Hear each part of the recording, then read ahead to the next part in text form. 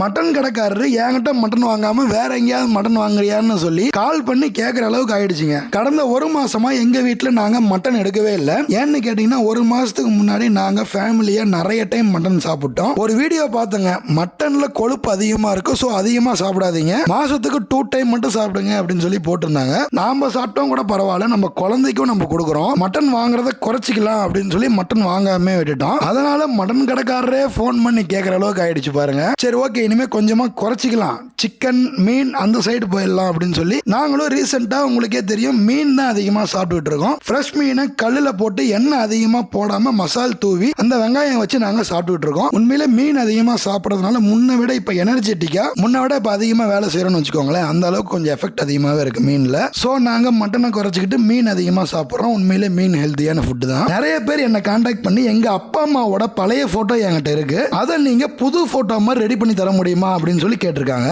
பாருங்க, இப்படி பழைய போட்டோவா நமக்கு வந்த போட்டோஸ் எல்லாமே இந்த மாதிரி புது போட்டோவா நம்ம மாத்தி கொடுத்துக்கிட்டு இருக்கோம். சோ உங்களுக்கும் இதே மாதிரி பழைய போட்டோவா புது போட்டோவா ரெடி பண்ணணும் அப்படின்னாலும், இல்ல உங்க குழந்தைங்க போட்டோ இல்ல உங்க ஃபேமிலி போட்டோ இதே மாதிரி சூப்பரா போட்டோ ஃப்ரேம் பண்ணணும் அப்படின்னாலும் இந்த வாட்ஸ்அப் நம்பருக்கு மெசேஜ் பண்ணுங்க. இந்த வாட்ஸ்அப் நம்பருக்கு மெசேஜ் பண்ணீங்கன்னா நீங்க அனுப்புற போட்டோவை போட்டோ ஃப்ரேமா ரெடி பண்ணி உங்க அட்ரஸ்க்கே கொரியர் போட்டுருவோம். சோ உடனே இந்த வாட்ஸ்அப் நம்பருக்கு மெசேஜ் பண்ணுங்க, உங்க ஆர்டர் பிளேஸ் பண்ணுங்க.